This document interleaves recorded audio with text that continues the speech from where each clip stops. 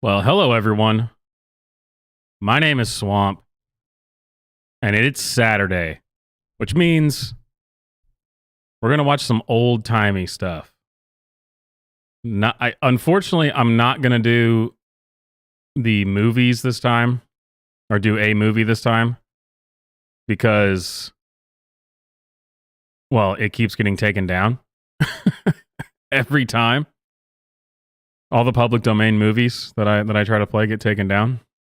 It just is what it is, I guess. Oops, I turned that on. I was about to say, Super Chats, activate the Super Chat jukebox and help support the channel, just like this. It's crazy. I've never seen anything so stupid in my life. Woke. You know what woke means? It means you're a loser. Woke. Everything woke turns to shit. Fantastic. And if you don't want to donate on there, of course, you can hit up the PayPal. If YouTube doesn't let you do Super Chats or, the usual things. Revolver Fund's still going. We're getting there. Almost there. And big news. I'm going to turn the music back on. There we go. Big news. Over the legal limit on Labor Day. The Labor Day backyard barbecue. So we're going to be playing some tunes and going back to the old over the legal limit. Still probably the most popular thing I ever did. But I mean, if you're drinking and listening to music, most people will enjoy that. There's very little you can do to make it so that people wouldn't enjoy that. At least that's what I think. All right, before we jump into all the goodies I have pulled up, we have to start with an episode of Superman. We have to start with the opening theater cartoons. And I realized that, so you can play these, they're public domain, but you can't play the Superman march at the beginning. So I've skipped past that. I don't know how, copyright stuff just never really makes much sense to me, but that's the way it is.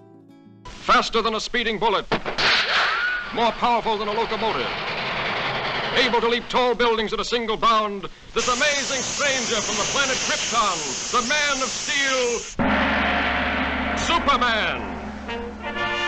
Possessing remarkable physical strength, Superman fights a never-ending battle for truth and justice, disguised as a mild-mannered Truth, justice, and the American way. Kent.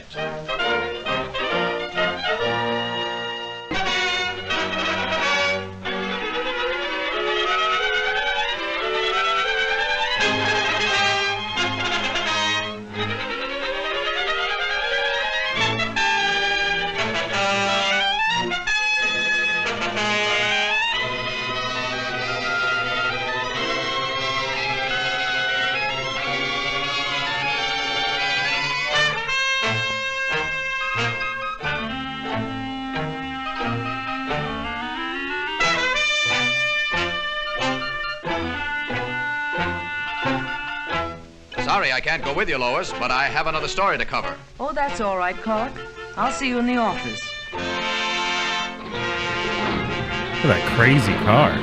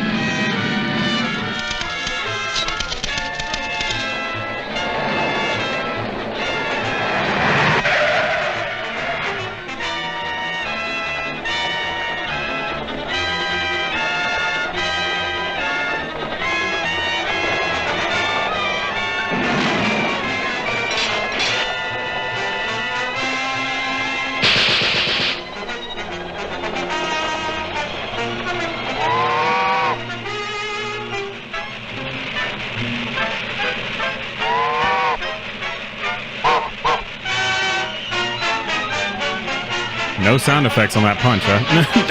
Hardly any sound effects at all.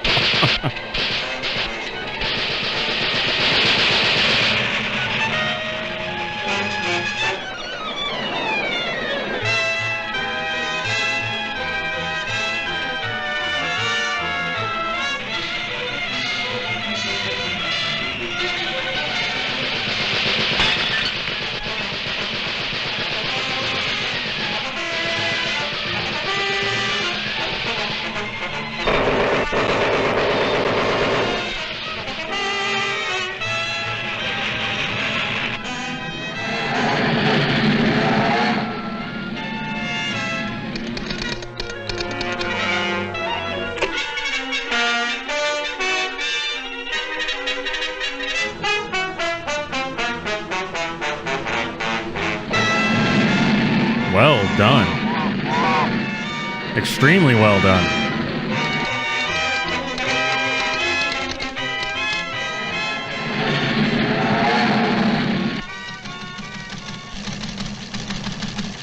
$1 billion limited running wild.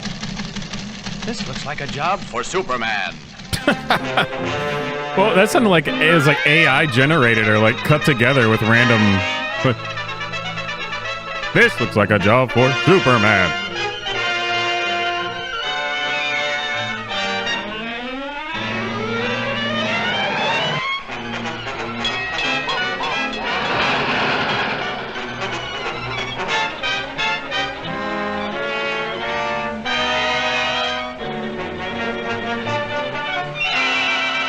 Oh, no.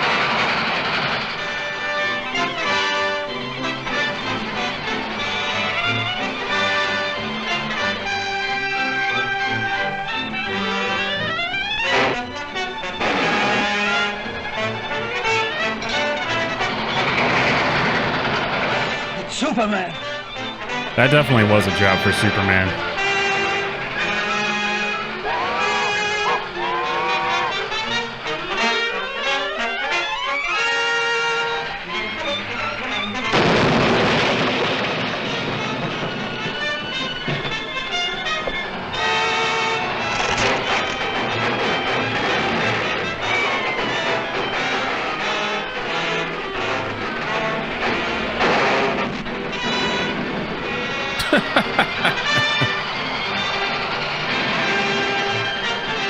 I don't know if that would work. I'm skeptical.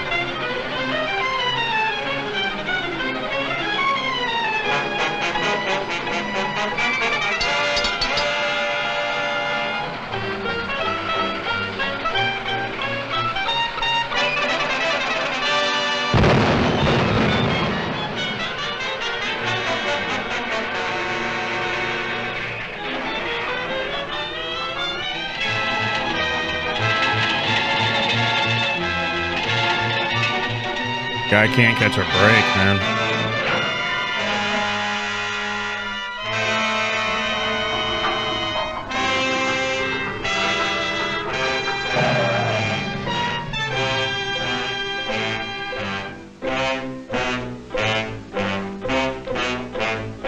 Why is Superman pretending like that's heavy? You know it's not heavy for Superman. I mean, he's doing this for dramatic effect, which I feel like is just unneeded.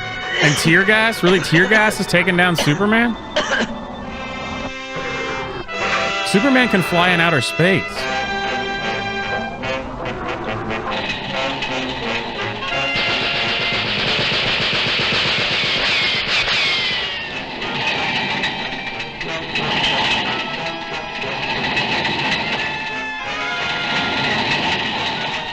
This is before they had the solid Superman lore, you know. They had it all before they had it all ironed out. What can he do?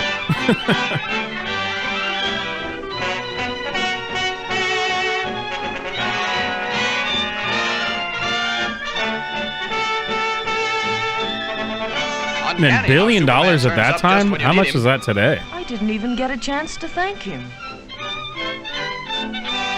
Oh, look at that smirk. That's our man. The Man of Steel. Oh, it started playing. All right. All right, so what should we start with? I'm thinking we start with Keep Off the Grass from 1969. It says, Tom gets in trouble with when his mother finds a joint in his room. Instead of punishing Tom, his father challenges him to learn more about marijuana's evil effects on society. Nobody gets killed, okay, in this Sid Davis film, yet Tom still learns a harsh lesson about being mugged by druggies and learning that his best friend sells pot to school children. Dude, this sounds pretty serious. So if there are small children present, don't look away. Here we go.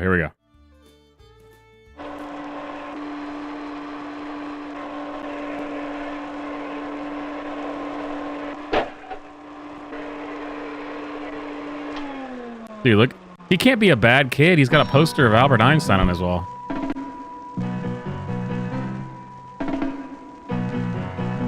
Man, this music's intense. It's dramatic. These are That's yours? the son? Yeah, they're mine. Oh, Tom, how could you? That son looks like he's 35. Like all too many of his contemporaries, Tom is experimenting with something he knows little about which too little is known by anyone. Marijuana. It's a scene which must have times, in countless ways, all equally heartbreaking. The father-son confrontation. This is the dad's Mom lighting smokes like a a huge chimney. cigarette. And you have a drink every day and smoke too. It's not the same. Why not? It's easy for you to stand there with a cigarette in one hand and a drink in another and tell us not to blow pot. Well, the kid actually You has a really point. considered all the consequences. And by the kid, I mean that There's not a shred 35-year-old of man. evidence that marijuana is any worse than nicotine or alcohol. You can get cancer. Your liver can rot away. Well, you're right. You rather look down on my generation for getting hung up on smoking and drinking, knowing it's bad for us. You think we're stupid. Maybe you're right. But does that make your generation Maybe you're right, and then the all movie by ends. smart for getting hung up on grass? You can be harmed by that too. Or do you have double standards when it comes to our smoking and drinking and your blowing pot? Pot isn't bad for you. Oh, isn't it? How do you know?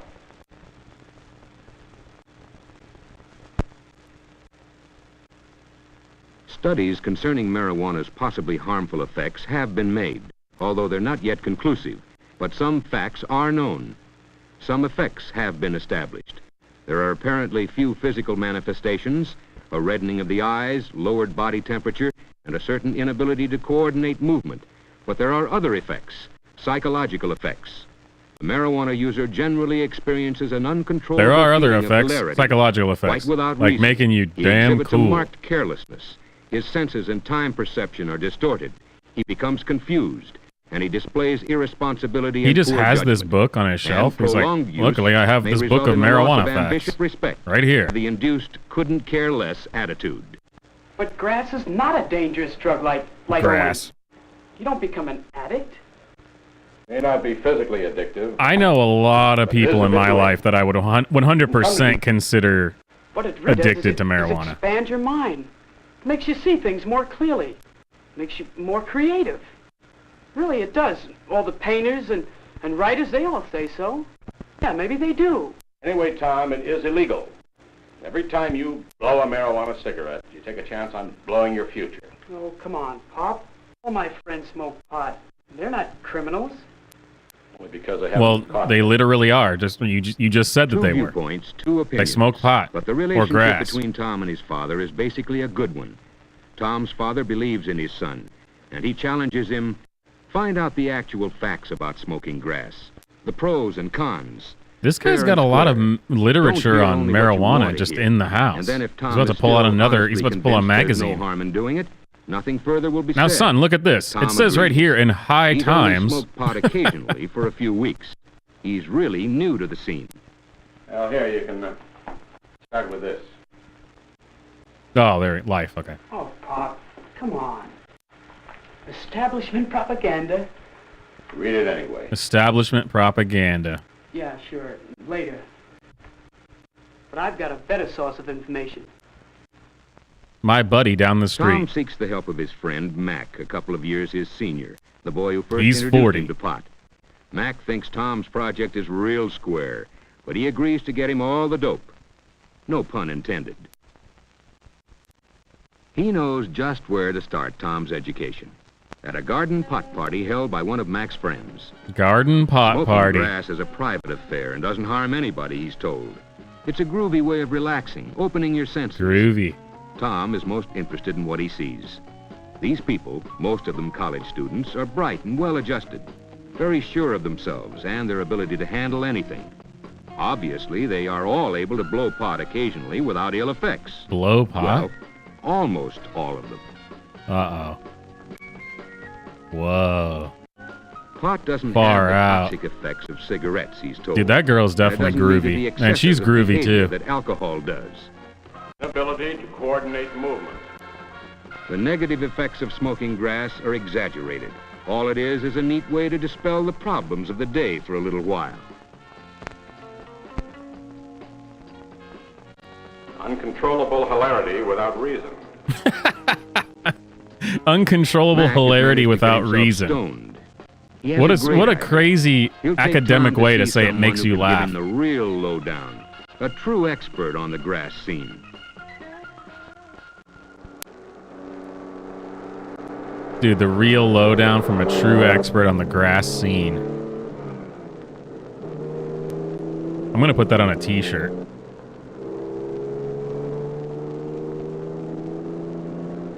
Uh-oh. He's gonna run a stop sign.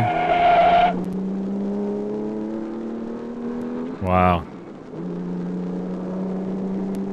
Irresponsibility and poor judgment.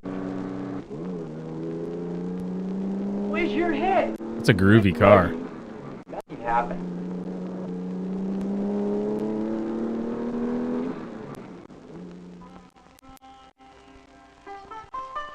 Ooh, the sitar. That's how you Mac know you're takes talking Tom to the a real psychedelic expert. shop, And you're gonna a get the head lowdown shop. on the grass The place scene. is something else, out of sight. A pot smoker's supermarket, a psychedelicatessen. Psychedelicatessen. Harry. Yes. That's awesome. Harry is a real veteran of the grass scene, and he gives Tom the word. He's very persuasive. This guy. Everyone's on grass. Veteran of the All grass big scene and ones, gives of Tom the course. word. The best writers, the best musicians, the best... It's definitely the scene. Dude, it's the scene.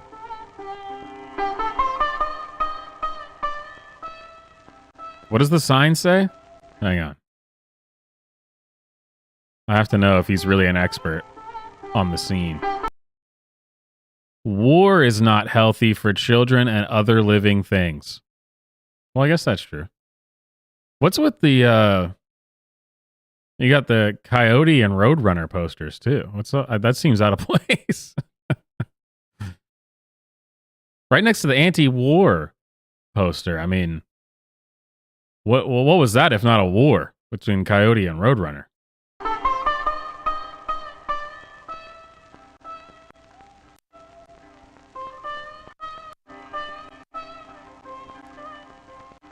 Tom is impressed with the imaginative, creative posters displayed on the wall.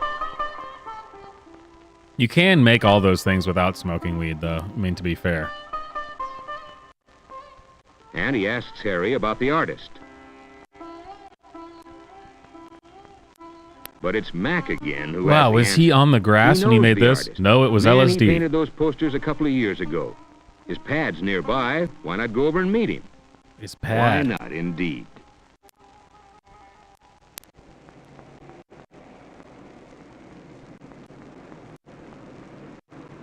Uh-oh, someone's walking up to Hey, him. man. Got any spare change? Sure. Spare change. Here. Those grass heads. Loss of self-respect. Loss of self-respect. Waco, the artist, is pleased and flattered at the visit and lights up a joint in honor of his visitors. Sure, he blows pot. Waco, the After artist, years, has, it's great, man. he's got an Abe Enhances Lincoln the beard senses, going on. Opens your mind, stimulates real creativity. Those conventional posters of the old days were just so much junk, Waco tells them. His real inspirations come to him now when he's stoned on grass. No offense, This new narrator, work- but you're not letting Now him that's talk. out I of can see sight. the guy talking. I don't know if you're misrepresenting what he's saying. They only think they create better things. Waco insists grass is the greatest. That's where real expansion of your mind and talents can be found. Turn on, tune out of the rat race and its square problems, and tune in on real self-knowledge and creative Yeah. power. Waco, I'm quit. Bunny is Waco's wife. Dude, I want to There's get the trouble, soundtrack big to trouble. this. The man is busting her younger brother. You hear that funky music they were playing in the background there? The organ and stuff? That was sick.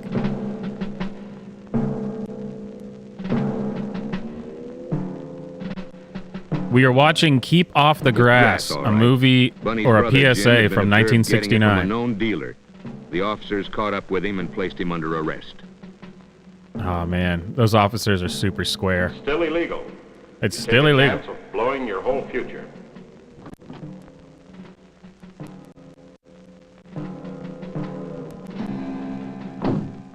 Bunny wants to know what the officers are going to do with her brother. And The officer explains that Jim and the evidence found will be taken to the police station. She can get all further information Jim and the there. Evidence. That's going to be my new band. Tom is Jim and the impressed with Evidence. the calm efficiency of the officers and the compassion they show for Yeah, Bunny. that's a groovy Never psychedelic lose their band, cool. Jim and the Evidence. Even in the face of verbal abuse hurled at them by some That's of the the name of the onlookers. band that was created the soundtrack for this with those groovy organs and the awesome drum in the back. Like, that was, hell yeah, Jim and the Bunny Evidence. and Waco want to go to the police station, and Mac and Tom decide to tag along. In their RC car.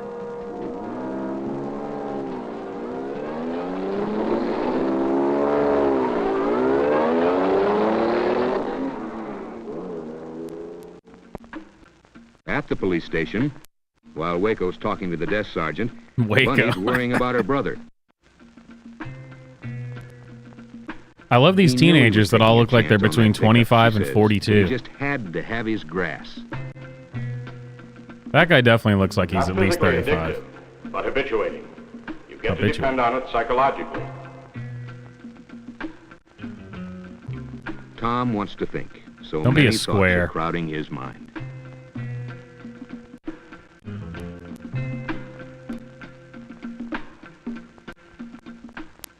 Marijuana, cannabis sativa, or Indian hemp, weed, grass, pot. It can become a stimulant or a depressive or an hallucinatory agent, which affects the central nervous system and reacts differently and unpredictably on each individual user, occasionally with disastrous results. Tom has company. A police Will it turn officer you has on noticed his interest in the display. Or turn on you? Does he have any That's questions? deep. Well, Tom is out after information, pro and con. What are the facts, he asks. Easily, with friendly informality, the officer speaks to Tom. No lecturing, no sermonizing. Pot smoking, quite apart from being illegal, is a problem. The psychological dependency generated by pot is probably its greatest danger. Plus the fact that so many young smokers who can't I like how they cope called him with the everyday Tom, problems of because, you growing know, up. normally if he was Simply younger airsats in these maturity PSAs, they through would it. have called him Tommy. Kids who So this get is high Tommy repeatedly grown don't up. want to come down. There's It's a whole subtle team of nod, but bandits I get the with goals reference. and ambitions. They've found a world where they seemingly have no problems.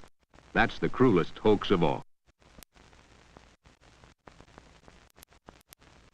Smoking marijuana all too often leads to the use of more dangerous stuff. Take it It's from a one gateway who runs drug. into the young victims of just that every day. Users tend to stick with other Dare users to and resist addicts drugs who can and usually alcohol. Get them on harder stuff. Every user is a potential dealer. Some 95% of all heroin addicts started with pot. Not every pot smoker goes on to heroin, of course. A personality factor is undoubtedly largely responsible for that step. Very likely the same personality factor which turned the user on to pot. Yes, organized crime is involved in pushing marijuana. After all, it may well be a first step to real addiction, where the big money is. And every pot smoker big indirectly money. supports big-time narcotics dealers and criminals. These dealers sometimes even get cute. They've been known to mix other drugs in They're the grass, cute? hoping for a quick and dependable push towards addiction. Not to mention all He the called other me junk and cute. impurities mixed in with the average cut of marijuana. Maybe smoking pot isn't physically harmful to the young occasional user, although this is far from certain. Far from certain. As recently as 1914, heroin was sold over the counter as harmless. The good old because its days. deadly Make America properties were great not again, am I fully right? known. But consider this. Both alcohol used in excess and marijuana are equally capable of producing erratic behavior and dependency. Maybe there is a similarity between the social drinker and the pot smoker, yet it's not quite the same. The daily drink may not be the best thing in the world, but a man who takes a drink after his day is done has worked. He has achieved, he has coped, and he wants to relax. Not so the teenage user. He deliberately seeks to tune out, cop out. He uses his grass as a mental crutch because he fears to stand on his own. He may never learn to cope with the inevitable everyday problems of living. He may well become one of the left-behind generation. Does smoking grass lead to crime? It can, quite easily, as can any driving need when the one possessed by it is without the means to satisfy it. And legalizing the use of marijuana is not the answer. Of the over 130 member nations of the World Health Organization, not one is for such a step. One nation did try it with such dire results to its societal welfare within a few years that the permissive stand was diametrically reversed, and today the death penalty is imposed for mere possession. In the United States, a less harsh, more realistic legal attitude than exists might be the answer. But in the end, smoking marijuana to blow your mind is like throwing sand in a delicate machine and hoping nothing goes wrong. That's why I stick to Mac beer. has had enough of the gloomy scene. He's itching to split. It's getting late. Tom still got to see where it's at.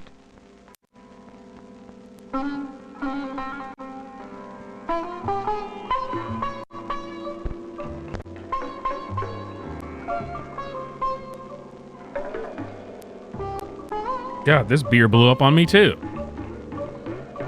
What is going on? It's the damn grass heads tampering with my beer. It ain't right. Dude, that's how you know there's some sketchy marijuana stuff going on when there's this sitar playing. It's like an opium den. Yeah, I don't think she needs any more, man. Passed out.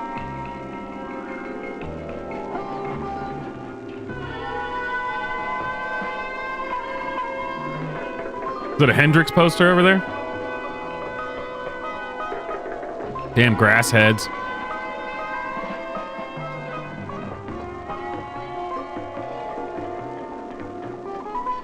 Oh, they're professionals, man. They got the freaking roach clip going. They know what they're doing.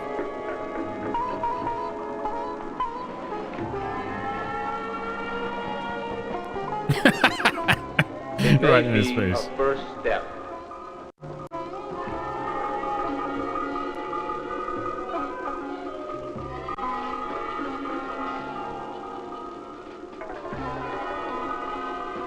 The left behind generation. Tom's gonna stand up and be like, I feel like this would be less awkward if we changed the record. This music is freaking me out, man.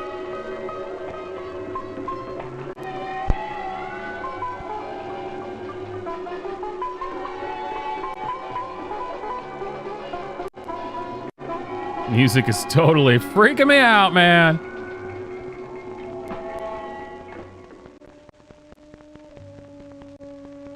That's one of those god dang instruments from one of them shithole countries, I tell you what.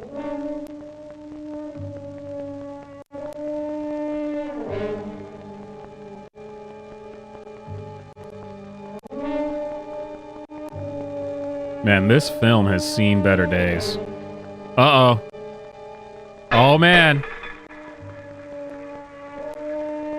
It's just gonna be a can that says grass on it. It's the grass heads with their grass cans.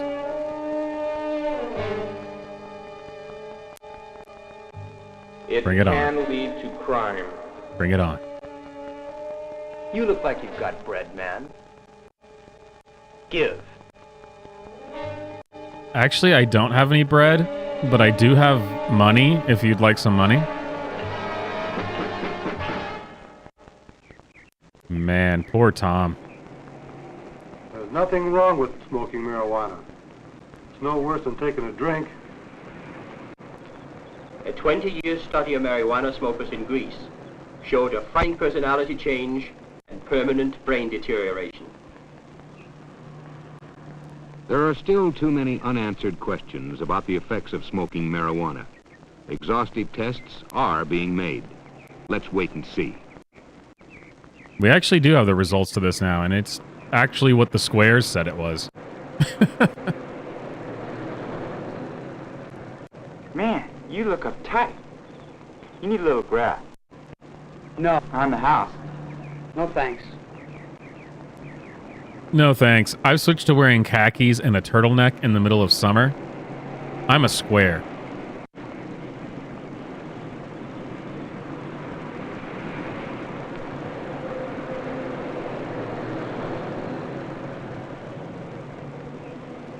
Yeah, you probably shouldn't sell to little kids. He's old enough to have a buck. He's old enough to blow pot. Wait, if he's old enough to what? What did he say? Wait, whoa.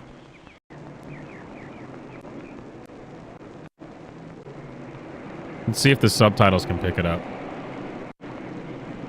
If he's old enough to what?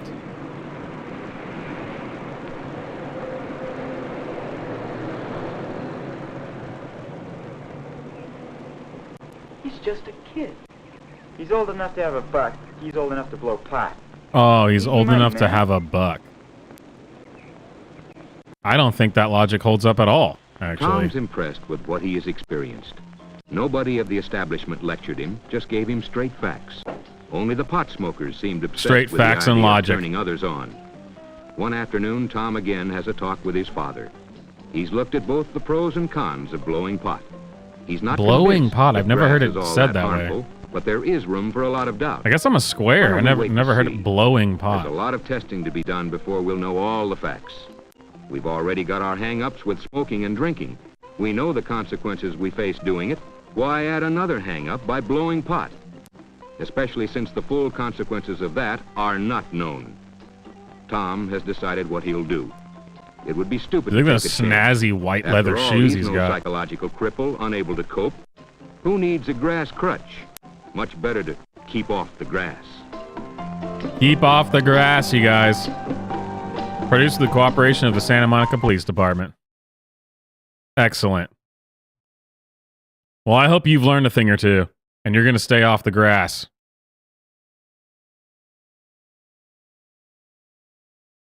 Now, the one that I've been looking forward to the most, from 1950, we have here a film called What to Do on a Date. This is the advice I need if I ever get to go on a date. Meaning that if I ever find a woman who's around my age, who isn't overweight with 3 kids from 2 different guys, who's finally ready to settle down, then I'll need this information to go on a date. All right, what to do on a date. 1950. A high school senior learns how and where to ask a girl for a date. Okay, well, this is not going to apply to me at all. It's been a long time since I've been a high school senior. A high school senior learns how and where to ask a girl for a date, where to take her for a good time, and how to avoid spending too much money or being bored by commercialized amusements. Damn, this sounds like some super based red-pilled trad. What are some more buzzwords? Super based Chad red-pilled. I don't know. All right, what to do on a date? 1950.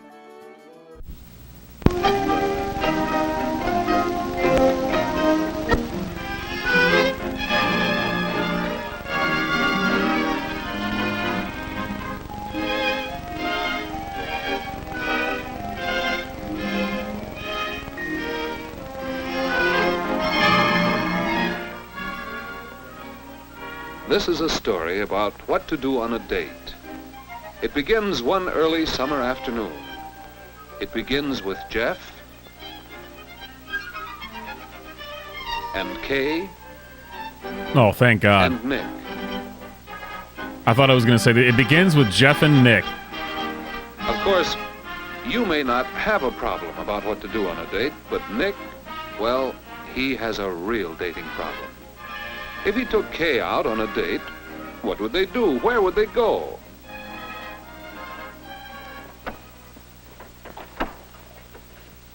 Just a minute, Jeff. I'll get my tennis racket. Okay, Nick, but hurry.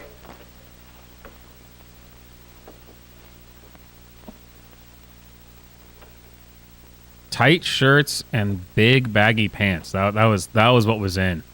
That was cool. Hey, what about asking Kay to come to the community center with us on Friday to fix up that scavenger sale? We could make it a Dude, double date. what a bro, dude. What? He didn't You make heard fun of what him I for said. writing a name in his notebook like a girl. That's no place to take a girl on a date. Helping to fix up the scavenger sale. Is it? Why not? On a first date? First date? Yeah. Well, Kay's a swell girl. I was thinking of calling her. Maybe ask her to the show Friday. Good picture, wagon train. Well, hurry up and call her and let's get going. I still have to get my things yet. Call her now? Sure. You know the number, don't you? Dude, that guy's shirt is ridiculous. Okay.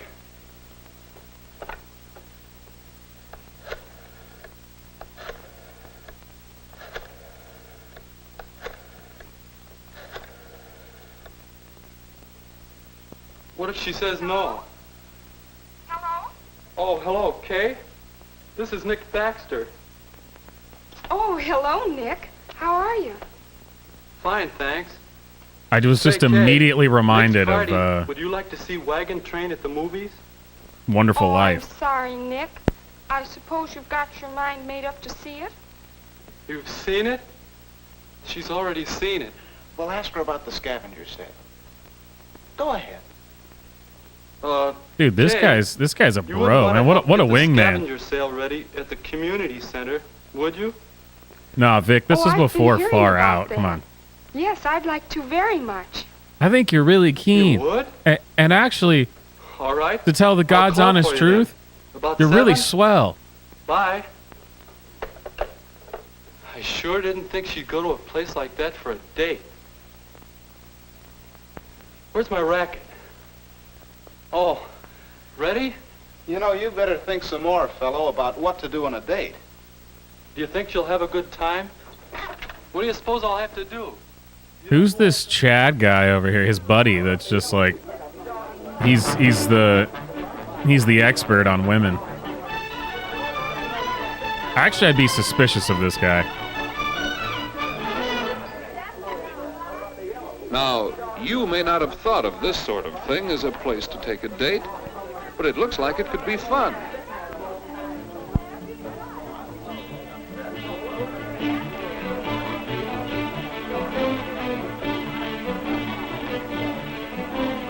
A group doing things together. Pretty good idea for a first date. Take a girl on a first date to your local church. A lot better than going down to the sock hop, where those kids let's see often if drink Nick and soda Kay pop. are enjoying. The sugar could go right to your head. This thing look any older. Boy, that is an old timer. What are the odds? Jimster. We both said sock hop at the same time. Nick, can you help me put this sign up? Oh, sure. I can't quite reach that far. How's this? That's about right. Wait, why isn't an elephant? Did I miss something? Is this an elephant theme? No one's gonna see that. That's way too high. Okay. You guys suck at this. Are you really having a good time? Of course I am. I'm glad you thought of coming here. Say, I think I have that shirt he's wearing. I mean, yes, it was a good idea. Okay. How about helping with refreshments for the gang? All right. See you later. Oh, yeah, oh, sure. How dare they put up a sign that says knickknacks? In 1950, that was a racial slur. Look, get a load of those knickknacks. Yes, it was a good idea to come here.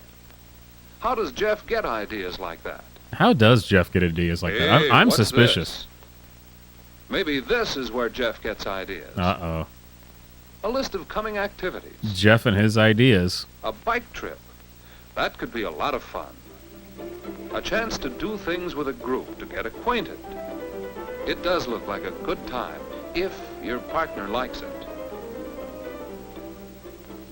Would Kay enjoy a bike trip? Or a weenie roast?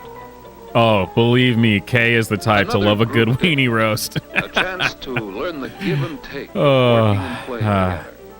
Not much arranging needed, not much expense, and that can be important.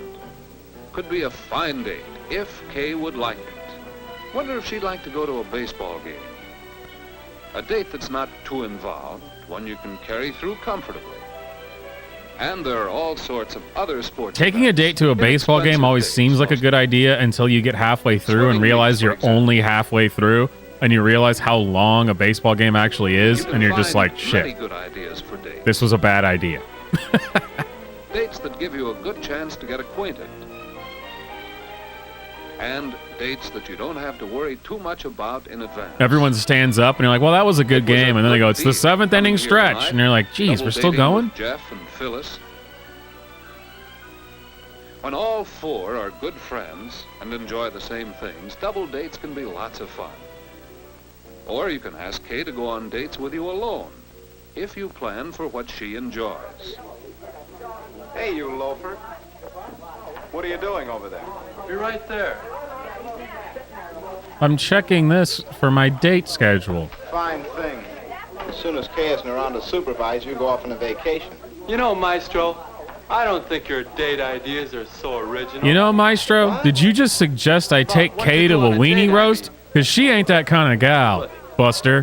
What I'd like to know is, how can you figure out what a girl would like to do? A certain girl, I mean.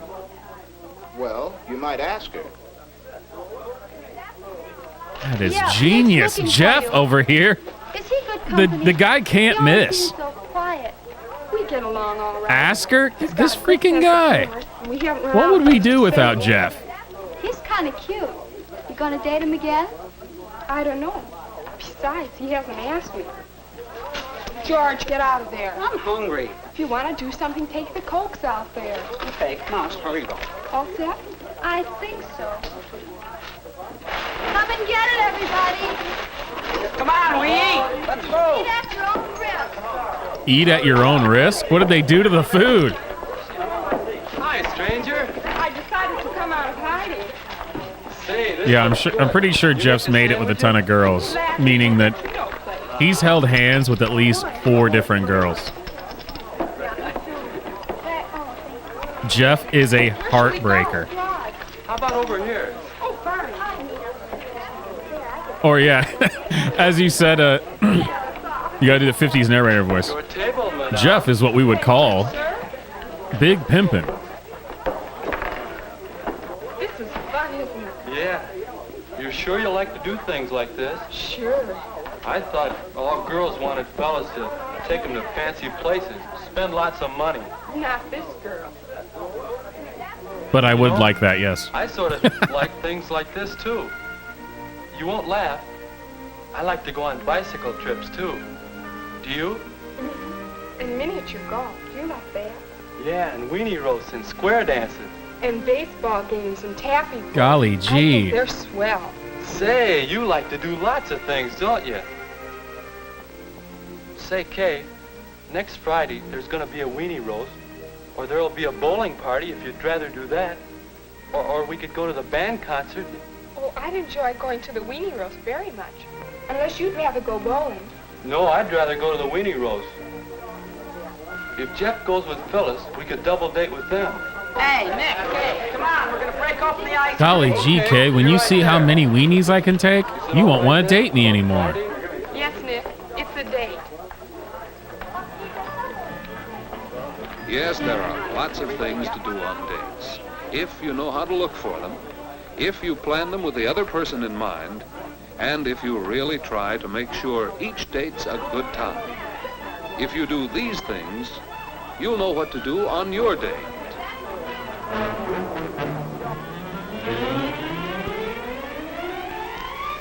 Golly gee, they were such a nice couple until they drank the Coke. Next thing you know, they're running around like crazy people. The Hungry Hungry Homos one that we watched like last month. I'm guessing there's going to be a lot of this that is if you were to speak to a current elementary school teacher, they would completely disagree with this, I guess is what I'm trying to say. But let's find out. Who knows?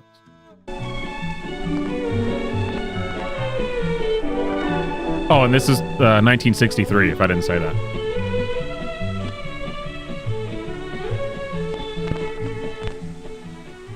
The boys and girls in this schoolyard are waiting for the first bell. This is Wendy Webb.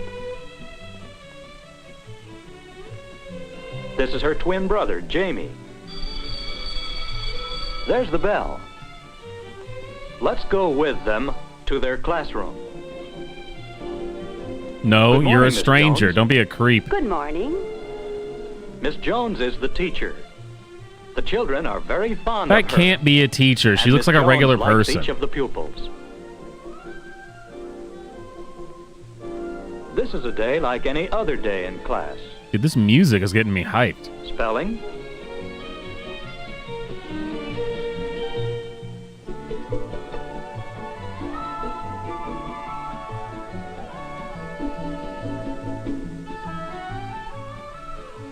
arithmetic,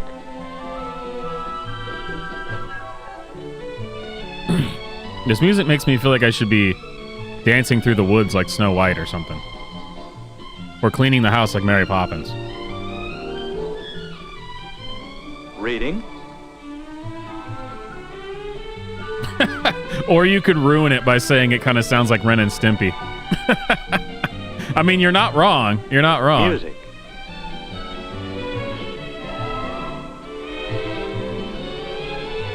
Oh man, you're right. That is the dress that Lucy wore. and finally, it is almost time for the dismissal bell. Before the children are dismissed for the day, Miss Jones suggests that they review the safety rules they discussed yesterday. The 4 rules are: Don't accept gifts from strangers. how many of you can tell us why? The children know how important it is to remember these safety rules. Don't accept rides from strangers.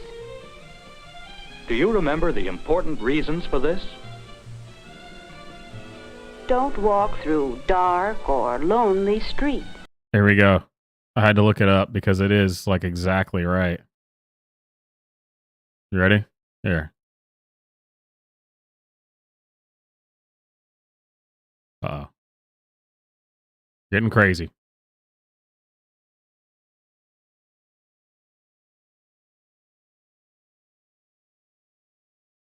Spot on.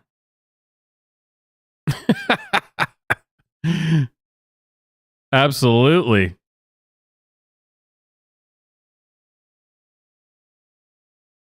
Bell. Where were we? You can tell us why. You can tell us why. Who can tell us The why? children know how important it is to remember these safety rules. Don't accept rides from strangers. Do you remember the important reasons for this? Don't walk through dark or lonely streets. Who can tell us why?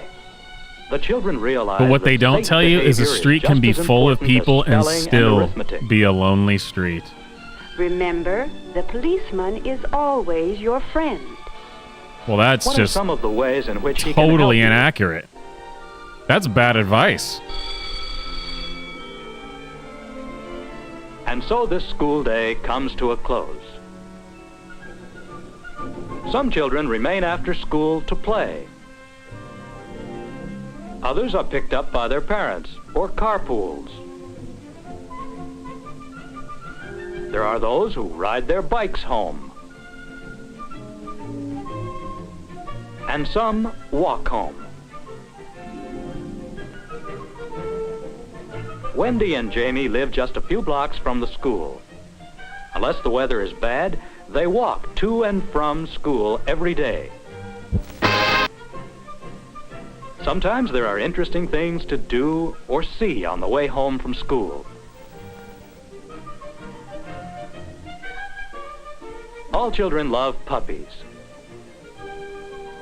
Grown-ups know this and will usually let them pet or play with a puppy. They may even offer to give it to the children as a gift.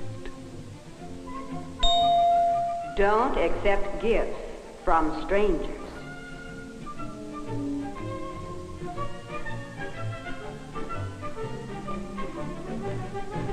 Dude, this music is freaking pumping me up, but the video itself is stressing It me is the out. next day.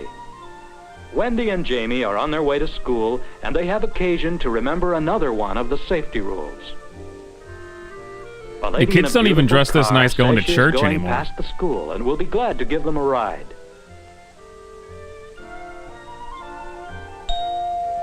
Don't accept rides from strangers. But that car is freaking sick. How could I not accept a ride from them? Well, lady, that would have worked on me. If you were a stranger pulled up to me with that car. Saturday. Then again, I'm Wendy and over Jamie 30, help so it'd their be mother kind of with the weird, but household chores. I would definitely get in that car. After lunch, they're free to go to the park for the afternoon. Their mother reminds them to be sure to be home before dark.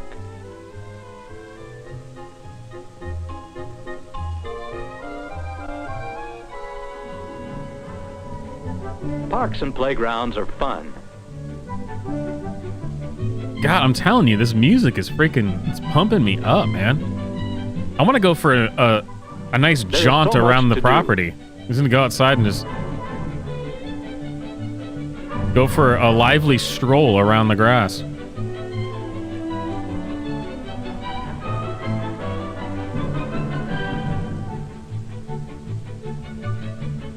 Dun, dun, dun, dun, dun, dun, dun, dun, dun, dun, dun, dun, dun, dun.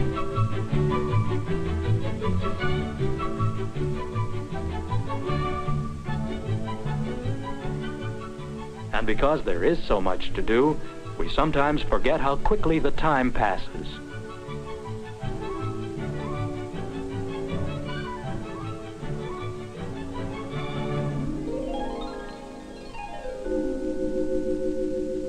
Yes, Wendy and Jamie realize they have been gone longer than they should have. Uh-oh. They know their mother will worry if they're not home on time. And Wendy and Jamie do not want to upset their mother. Nice kids, Wendy and Jamie.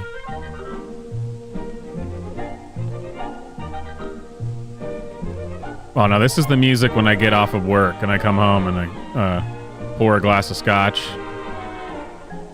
Throw on some Frank Sinatra.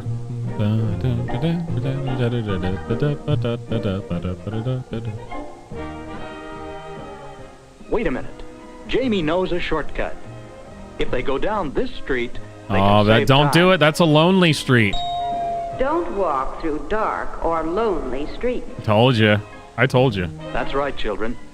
Stay on the main street.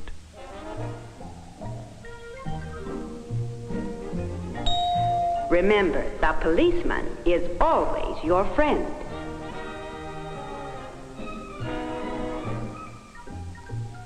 Hey, Piggy, can you give us a ride home? Yes, the policeman is your friend. Always feel free to call on him for help. God, look at that freaking wicked police car. Why do all of our cars suck now? That's the number one takeaway I get whenever we watch these old vintage shows and movies and stuff. Our cars suck, man.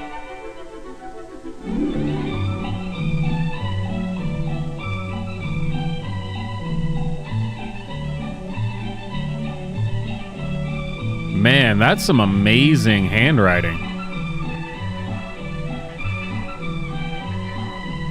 Look at that handwriting. She's an android.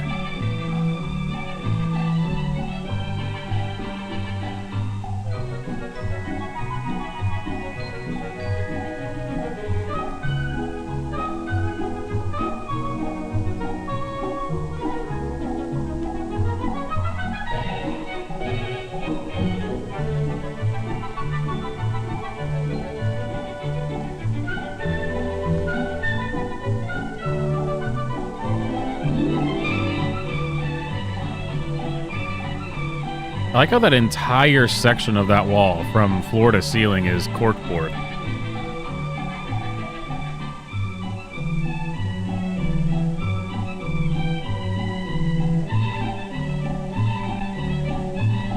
This kind of feels like Christmassy music. I feel like See, it's Christmassy. Oh, it reminds me of a Christmas song. What is it?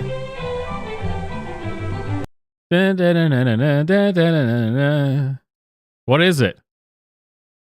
It's not Christmas time, so my brain doesn't remember Christmas songs.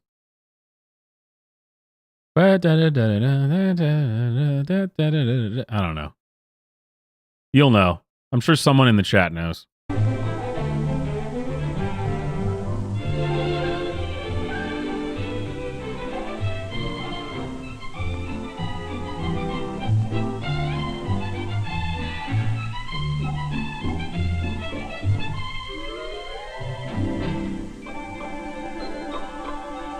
Is this the rest of this whole thing? Is them drawing pictures with it? I mean, jeez. She's like, gee, Jamie, I don't know if a police officer is actually always your friend. Try not paying your taxes for a year and see if the cops are really your friends, Jamie. Try moving to the middle of nowhere and living off the grid and then see if the cops are your friends, Jamie.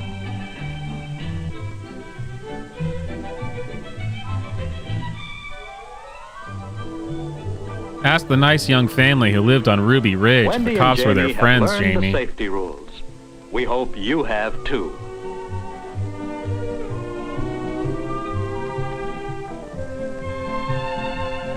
I like it. That's very nice.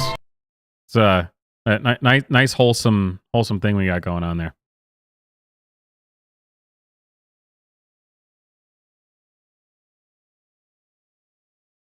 Time for a commercial. No, I have not gotten any sponsors. I mean, literally a commercial I wanted to watch because it seemed like it would be cool.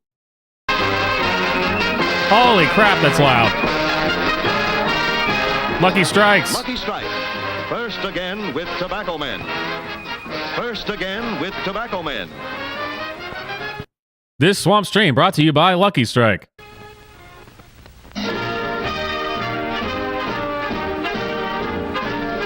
Look at those filterless cigarettes. LSMFT. LSMFT. Lucky Strike means fine tobacco. Yes, in a cigarette, it's the tobacco that counts. And Lucky Strike means fine tobacco. You could still buy Lucky Strikes. How crazy is that? I should go buy some Lucky Strikes just because. So free and easy on the draw. So for your own real easy on the draw smoking enjoyment, smoke that smoke of fine tobacco, Lucky Strike. Fantastic.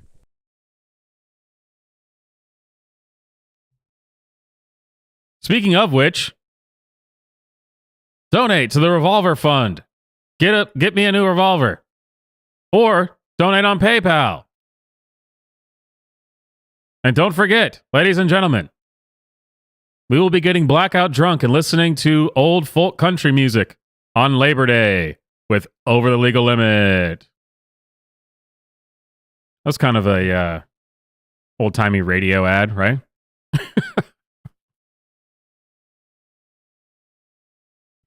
Okay, up next.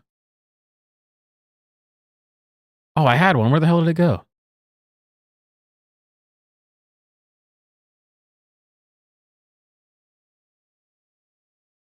Wait, what? What happened here? Oh, no, here it is. I have no idea what this is going to be about. Oh, it's about smoking, drinking, and petting? I'm confused. Oops, I turned on the record. My bad. Didn't mean to do that. So this is called How to Say No, Moral Maturity from 1951. How to say no to unwanted smoking, drinking, and petting. And petting. It just hits my ear wrong. I don't like the word petting being used in this context. It's just, it's gross. Not a fan. Not a fan.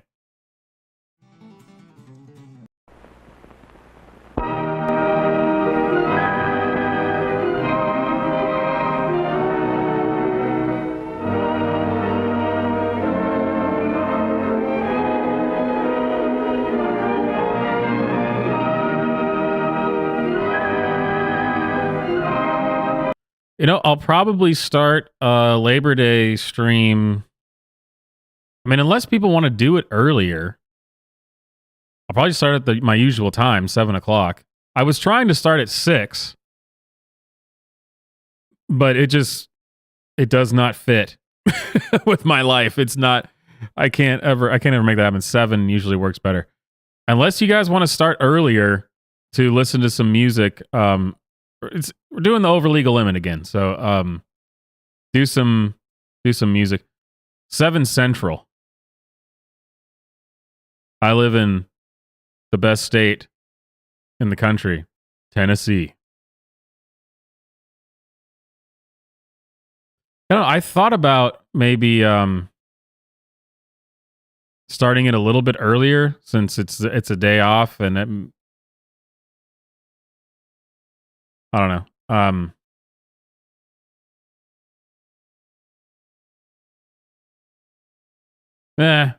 7.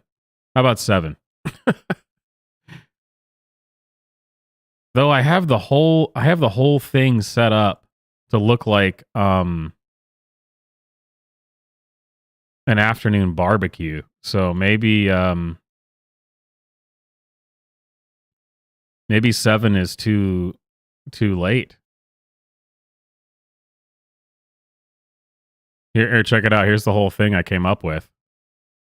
If you're not in the Discord, which you should be.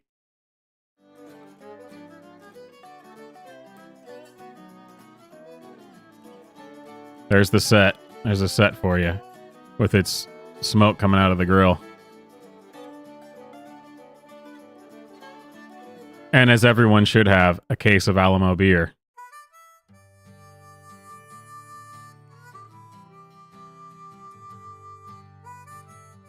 There we go. It'll be fun. I'm also going to set up, again, if you're on the Discord, there was a few different times when I was doing Over the Legal Limit where we would have people call in. So we're going to do that again, but through Discord instead of through phone calls. So it'll be streaming to YouTube, and then through the Discord. If you're on the Discord, you'll be able to join the Labor Day voice channel. And I have some, which I showed earlier. Let's see, where is it? For when people join. I've got the Discord guys to come in when people actually join the chat. And it's animated, so yeah, there you go, slide in.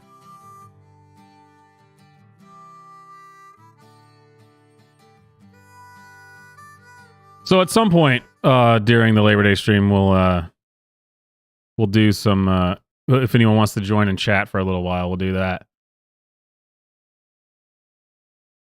All right, back to the topic at hand. How to say no to unwanted smoking, drinking, and petting. God, I really don't like that. Petting.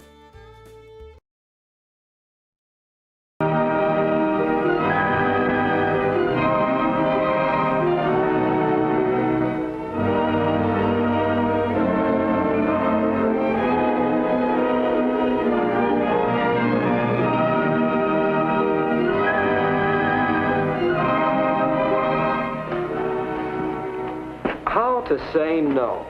That's the subject under discussion. And there are plenty of times in life when you have to say no. Fortunately, sometimes it's easy. Saying no to the time is simple as this. No. Thanks for asking me, but no. I wish that was the only one they showed. Just plain. I wish that was the only one they showed. Sometimes it's easy as this, and it just cuts to the girl saying, no. No is best. But sometimes such a direct no would offend people, cause you to lose your friends, make you seem to disapprove of them. And if you just take a subscription for only 1 year, I can get that bicycle. Well, new suit, new hat, new gloves. Do you like them? Well, we're through with that guy. Yeah. Too chicken to pick up some dames with us. You're coming, aren't you, Johnny? that Well, fruit, too chicken to pick up some dames. How can you say no and still keep your friends? You cannot that's say quite a no problem when someone sometimes. asks you to go pick up Well, let's sit dames. in on a discussion of that problem. You need to pick up dames. You can't say no to picking up dames. Here's some of my friends. I think you'll find they have helpful opinions. I doubt I'd that. like to present Marty and Lucy, There's always a guy named Marty in the 1950s. Nora, and Howie. Hi. Marty is like the most common and name. Bill. Well, we're going to discuss saying no and still keeping your friends. But you'll see better what we mean if we get...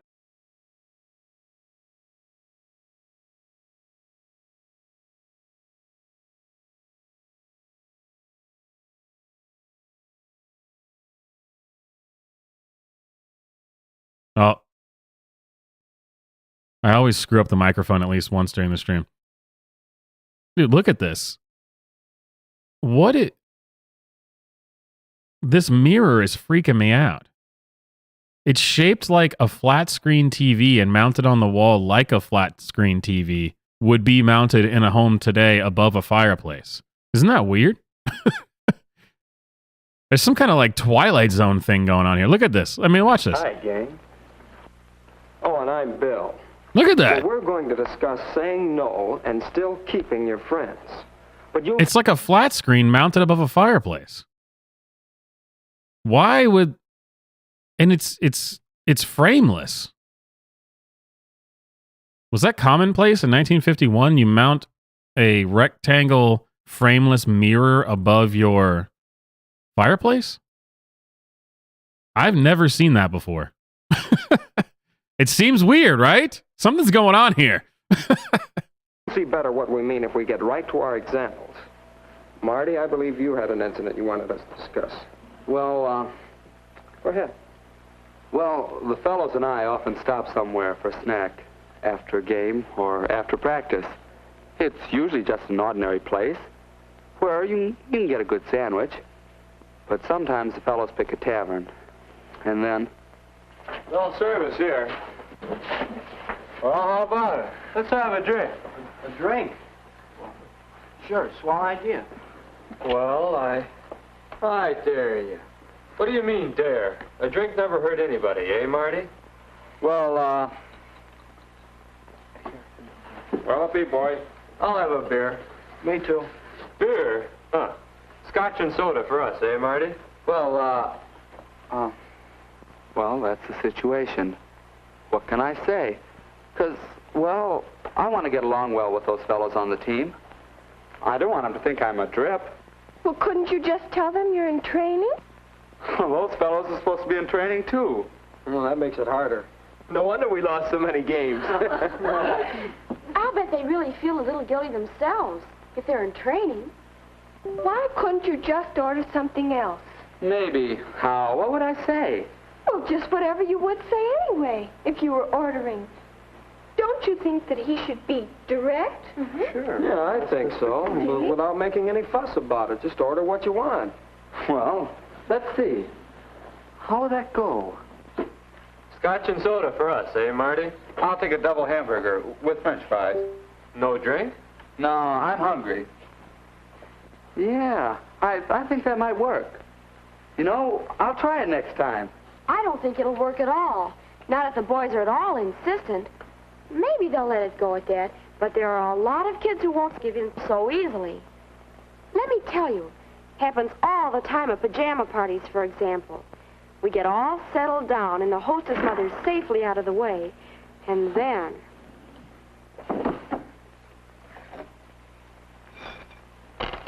Boy, I'm dying for a smoke. How about you girls? Mary? Well, thanks. Nora? No, thanks. I've got some gum somewhere. Light?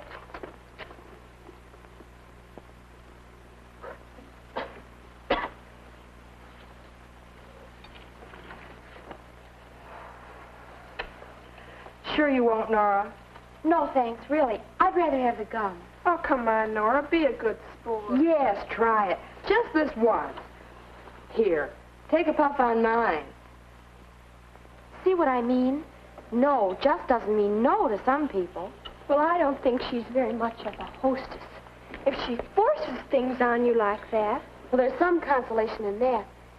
But seriously, I can't give up a friend just because of one little fault like that. How can I say no and really make it stick? Why don't you try some parlor tricks? You can always distract attention with a good card trick. Here, take card, come on. You're the one that's distracting now. No, wait. Distraction is an answer. Oh, I don't mean card tricks, but you can say no and change the subject. Bring up the latest gossip. Sure, maybe. Could be. You see? Oh, Howie. Well, let's see how that might work. Here, take a puff on mine. No thanks, Rose. Oh, go ahead. Say, have you heard about Ted and Margaret breaking up? No. Well, who's she out after now? Yes, what's the story? Well, I guess that Ted is... That may be a pretty rosy version of what would happen. It might work, though. Oh, see, distraction. Change the subject. It takes more than changing the subject to... Well, what about the problem of boys? Their hands, you know. Lucy, you promised not to tell. Oh, I didn't mention any names. But seriously, I've run into problems like this a lot. You get home from a date, and it's still early enough to stay outside for a while to talk. Some talk. It's a funny thing. This boy has probably been good company on the date, but just give him half a chance alone, and there's just no stopping him. Moral, don't spend time alone with him. Simply don't get into a situation like that. Oh, it isn't quite as simple as that, is it? He has to take you home sometime. So you ask him in. Your folks are up, and you have something to eat in the kitchen, and then you say goodnight. That's a help, all right. But really, you can't help getting into situations where petting's likely to start.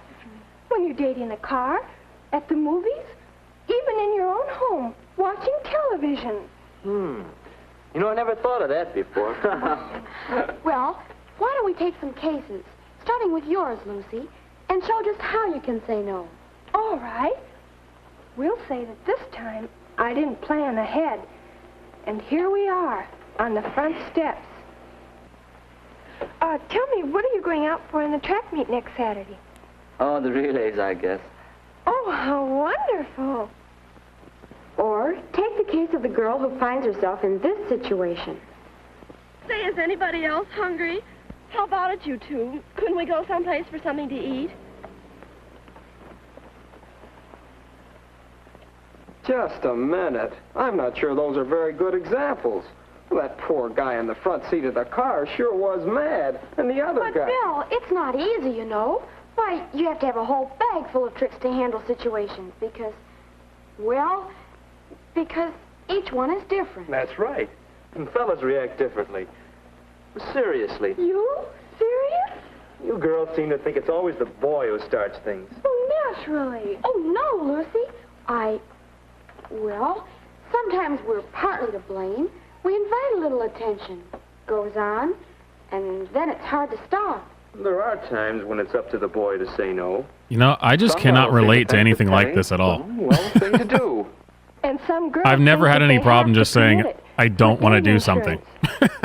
Well, each of us has to set Do his own other people out there who really have a hard time with social expectations and peer You're pressure? Like a boy, you want to be close. You want to hold hands, maybe a goodnight kiss, and so on. It's the and so ons that are troublesome.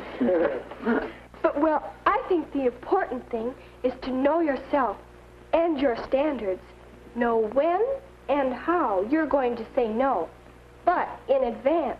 Even then, it takes all the ingenuity you have. Well, I think we've cleared the air a bit. And we've outlined some skills in saying no and still keeping your friends. Oh, for sure. List them again and review? Yeah, Lucy? Oh, yeah. Let's list them again. Try to avoid difficult situations. Howie? Distraction. Change the subject. Nora? Know exactly when you want to say no and be definite. Marty? And then say no. Friendly as possible, but still no. I'm telling you, man, that mirror is freaking me out. Well, I think there are some good ideas here. What do you think? How about talking this problem over? It's worth some effort to learn how to say no and still keep your friends. No, I don't understand that. I've always, I guess, people who people have generally just said I'm an asshole. I mean, pretty much my whole life, I've never had any problem with saying what I do or don't want to do in any given situation. And a lot of people are not fans of that. Where you go, hey, you want to go do this thing, Swamp? I'm like, no, I'm good. What? Why not? Do you really want to know? Yeah, it's cool. Because it's stupid. Well, gee, Swamp, why would you say that? Because you're an idiot. It's not that hard, honestly. It's not difficult. And with that said, we should probably move on to a film from 1953. After what I just said, I could probably use this. So we're going to move on to this one. Mind Your Manners from 1953. Because I certainly have not been minding my manners. Hey, Swamp, you want to go you want to go blow some grass? How about you blow it out your ass? How about that? See you at school tomorrow, guys. I guess the teachers of this film would have a problem with that, I guess, because it's profane, but the sentiment I'm sure they could agree with. Mind Your Manners, 1953. How teenagers can cultivate good manners by manifesting a real desire to get along with others. That's been my problem, I think. The real desire to get along with others. Hey, we either are going to be friends or we're not. And I'm not going to be bending over backwards to try to change who I am to try to make it so that we can be friends. It's not going to happen. Honestly, I think we would be better off as a society if everyone took that approach.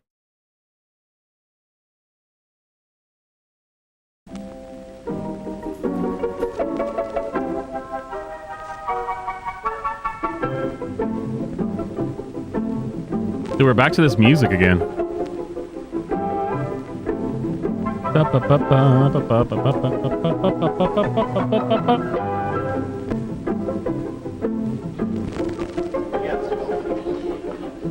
Watch it, your manners are showing.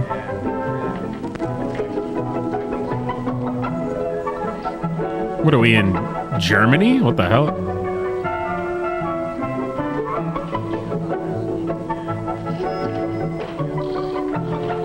In Denmark? What's going on?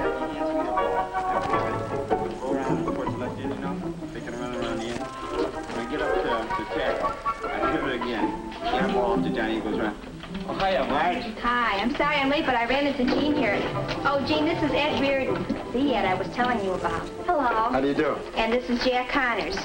Jean Bassett from over at Morrisville. How do you do, Gene? Hello. Here, you can sit here.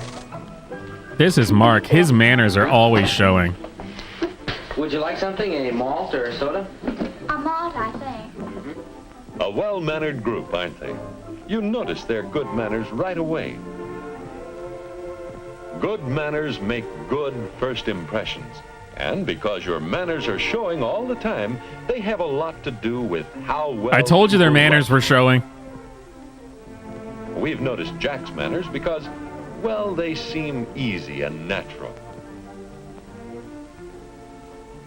Of course, he does have a special reason for good manners right now. But good manners... I want to know where they are. ...and natural. And easy for him now because they're with him all day. All day? Well, all day? Let's see. Morning, everybody. Morning, Jack. Morning. Morning, Jack. Hi. Oh, Jack. See? A cheerful good morning is a good way to start the day. Good manners will help... No joke, I actually have those suspenders. And home is a good place to practice them.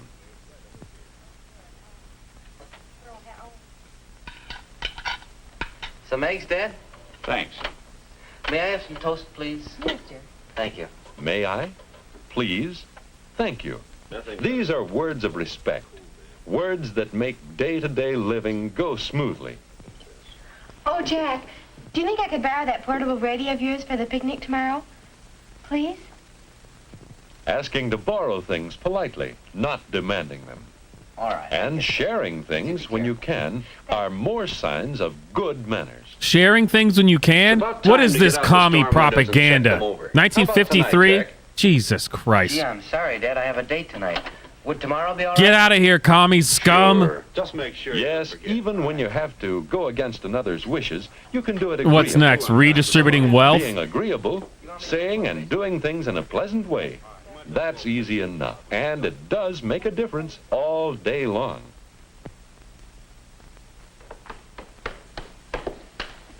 Ready? Yeah, just a second. I'll put my jacket on here. Oh, excuse me. I'll get it. Excuse me. Jack's good manners are showing again. No joke. This actually is how I talk, though, when I'm around people, you know, that are not immediate friends or family. Well, Mr. Moore, I'm sorry. My father just left for the plant a few minutes ago. May I take a message? Ask him to call me when he comes in tonight. Yes, I will. Thank you very much. I'll tell him. Dude, that was a slick pinstripe suit that guy had. And brief on the phone. Say what you have to say, and then stop. For on the phone, too, your manners are showing. Ready to go? Waiting for you. We're going, Mom. Goodbye. Bye.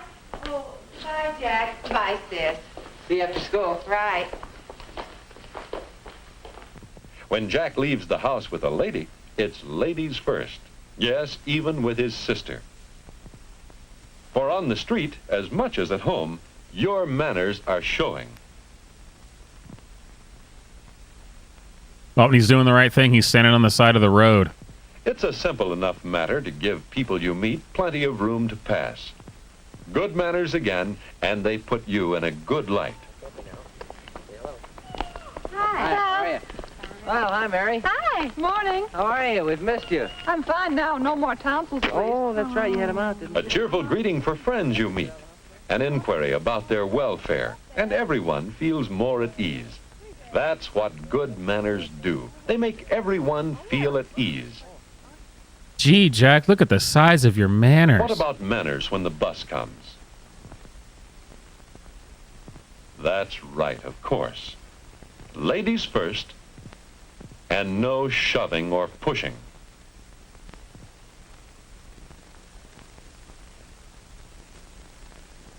Glenview Bus Company. Inside the bus, you can enjoy the ride and let others enjoy it. Or you can, well, look around. What? Oh. Perhaps the less said about this kind of manners, the better. And this kind.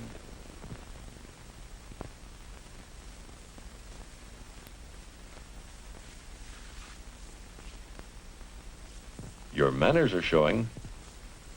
And it's good manners that make a good impression.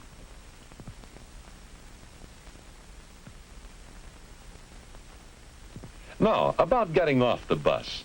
Should Jack get off first? Where's the plucky, Yes, upbeat he music? Can give the ladies a hand. This is weird. And girls, let the men help. They enjoy it. And no loafing around. Being on time is good manners, too. Are your manners showing when you're in class? Let's see. There's Jack giving the teacher his best Oh, attention. Jack, please zip Good up. Your manners again. manners are showing. Now, in order to understand Anglo-Saxon England, we Uh-oh. must go back many, many years. There's so many problems with this already in modern day This society. kind of manners shows, too. It's one way to impress the teacher. All right, we'll continue our discussion now. We were talking about Queen Elizabeth and the coronation. All right, class dismissed. Yeah, you're absolutely right. This is what they're saying. Look how out of control this bus ride is right now. And you know, wow. Look at this. I mean, this is next level. Could you imagine if on a bus today things like this were to happen? I mean, it's just out of control. It is beyond the pale.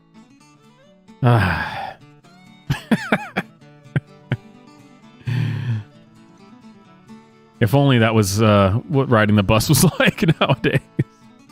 Did I tell you the lady that Jan told me? This kind of manners shows, too. It's one way to impress the teacher. All right, we'll continue our discussion now. We're talking about Queen Elizabeth and the coronation. All right, class dismissed. God, more anti-American BS. First we had this commie sharing thing, and now we're talking about Queen Elizabeth. I thought this was America. Yeah, I noticed you're new in class. I'm Jack Connors. Hi, Jack. My name's Fred Johnson. Glad to know you. All right, Fred. See, I thought we might walk around the school here and Introducing yourself to a new classmate is good manners and easy. Jack? Say, have you seen the new school paper? No. Well, here, you can borrow mine. My sister has one I can use. And offer I gotta tell you, you're not a badass if you don't roll up your sleeves like that. Friends for you. I actually do that all the time. Walking slowly, keeping to the right. More good manners. Got some nice pictures in there. Oh, I'll get them. Can I give you a hand? No, that's all right. She'll remember good manners, and that makes Jack rate high with her. Oh, Jack. Rating high. After school, when it's time for fun, when it's so easy to forget about manners, what about then?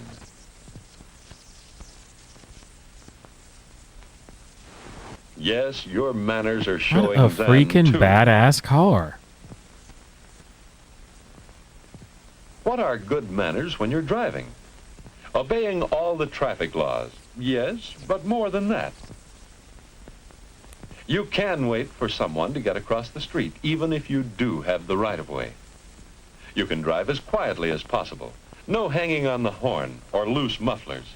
Literally every single thing in this Mind Your Manners 1953 PSA, every single thing in this would be called racist today.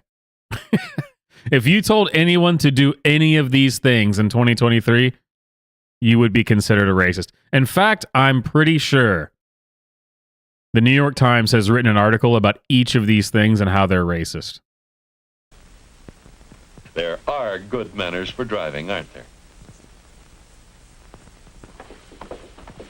Your manners show in the things you do, in the clothes you wear.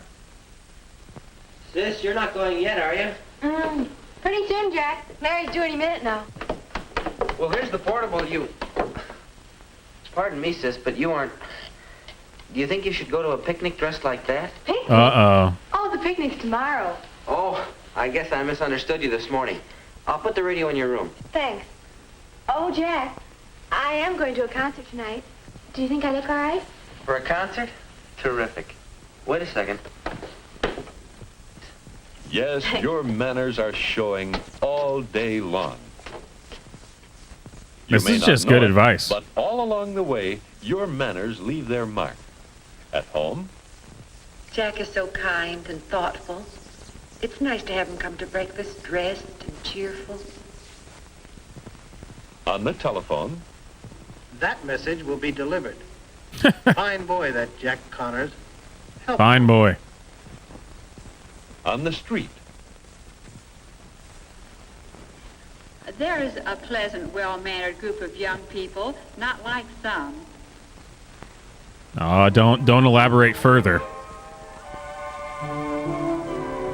everywhere you go, your manners are with you, and they leave their mark. They help you feel sure of yourself, too, and they make an impression At least the on music's people, back. on everyone you meet.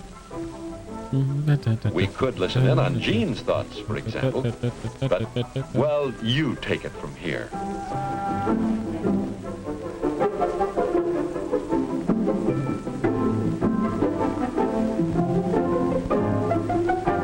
That is some terrible 1953 special effects. I mean, that is just god awful. I was waiting for the background to fade in, but it doesn't. It's just the end overlaid this. That looks terrible. I mean, you can't even tell what the hell this is bad manners in video form. And I can't abide that. That's what is you were doing a great job and then that happened. And to be clear with what I was saying before about, being direct and being able to say no and being an asshole, obviously I'm kind of kidding around in there, even though some people do take it that way, but you can have manners and still be direct. It's not impossible. In fact, that's in my life, people generally don't like that. From when I was a teenager through my 20s. Being direct and being polite, people really didn't like. Like I grew up with, yes ma'am, no ma'am, yes sir, no sir. That type of thing. And man, a lot of people don't like that. Which is absurd to me, but whatever.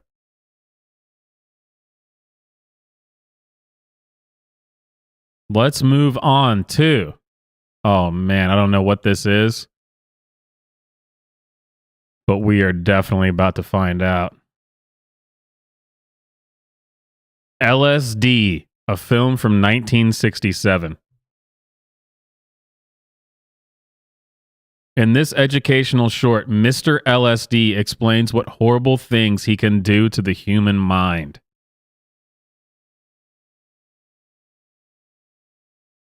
Dude, this is going to be intense. I'm telling you. I hope no one's on LSD. I have a feeling this is going to be a wild ride. Oh, there we go. How much do you think you can score with that? 3 caps. You Good acid. Yeah? Have you tried them? Yeah, I was up on it. What? This is super creepy already. We're not even tripping yet. I'm already freaking out. Here's the 10. Okay. 3 caps. Good. You are looking at a traveler who just bought a ticket for a very special kind of a trip. The cost? A few dollars. And his mind. Over which he will very shortly have little or no control.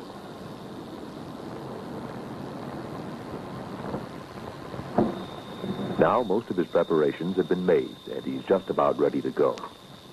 He won't have to leave this room if he doesn't want to, but he'll travel so far that he may get lost and never come back.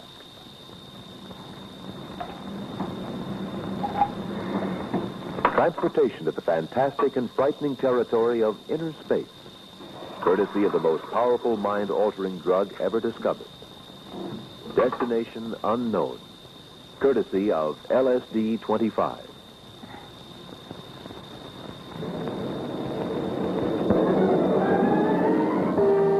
Oh, this actually is called LSD-25. Like I just said LSD because I assumed when I saw the title that it was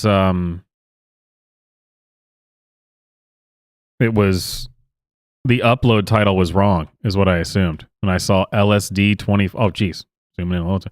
LSD-25. I assumed that meant that it was an upload issue. You know what I mean?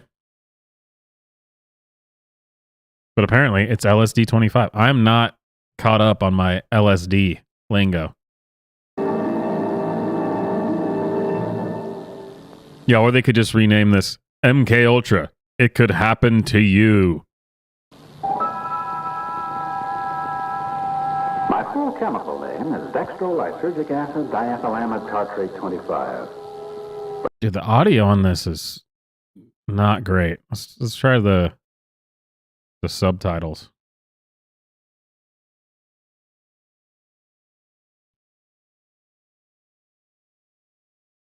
Let's make it so you can actually see this. Can you? Font size.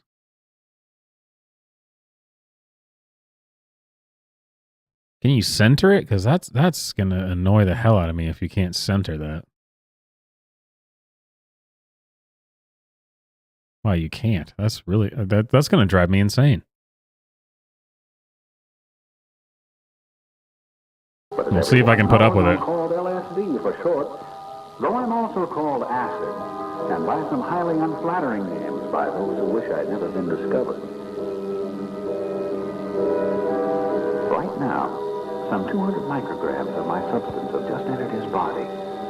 And already my potent molecules are on their way to his brain, where they will trigger some very special chemistry. And in just a few minutes now, I will show him glimpses of distorted beauty, or tumble him into a terrifying private hell. But at just this moment, neither he nor I know the direction or... Does he have like a crystal around his neck? What is going on? Together. Damn hippie.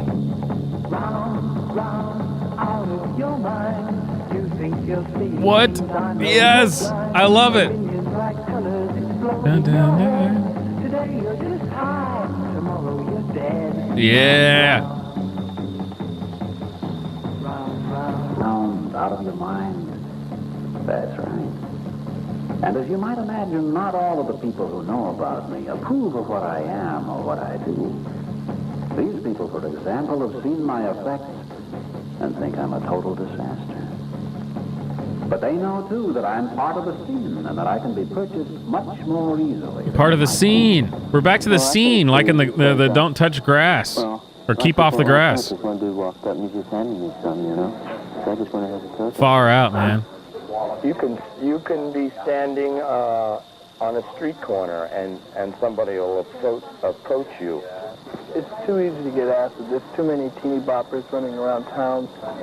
I can get acid by simply calling a friend, and I can get as much or as little as I want within a very short amount of time.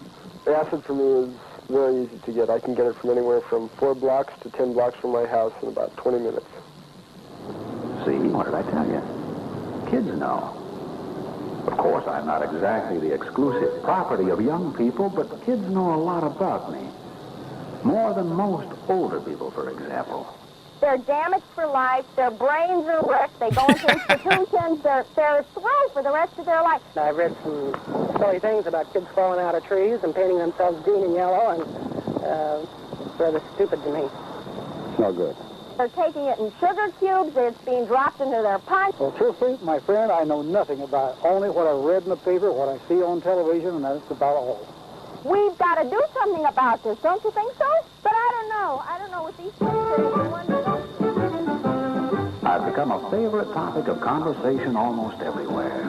And the mere mention of my 3-letter name is enough to send certain writers running to turn out sure-selling MK Ultra, brother. How horrible I am. As publishers know, I'm good copy. Well, Charles Manson took LSD because Charles Manson wanted to take LSD. It's easy to keep the Ted Kaczynski was allegedly experimented on during the MK Ultra, but allegedly, no, he was 100% experimented on. Well, that sort of thing is bad for my image, as the advertising people say. Sensational, sure fire in the paperbacks, but so much of it lacks the saving virtue of truth. There hasn't been a case reported yet where I poisoned anyone.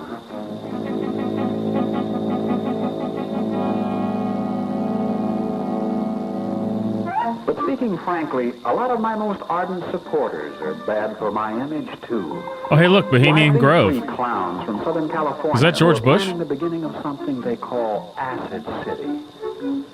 So that's the scene. Folks like these who love. Was this filmed by Alex Jones? Everyone's breakfast cereal. And way over in the other direction, the Fright Boys with their Sure Sell magazines and comic books.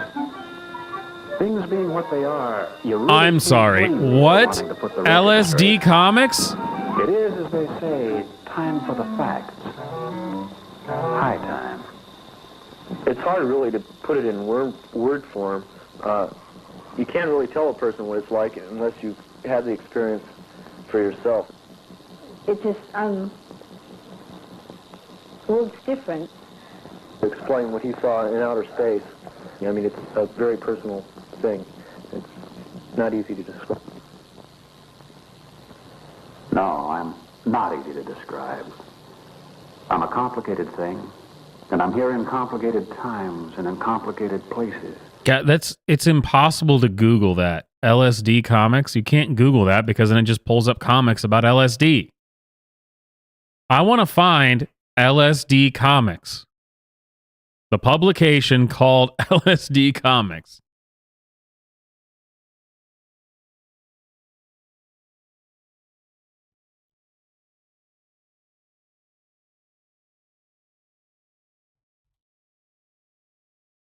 How to write on LSD. A graphic novel with tips to LSD. Where is LSD Comics? That's going to be really hard to actually find. Mark my words, I will find it. But now, let me tell you what I really am and what I really do.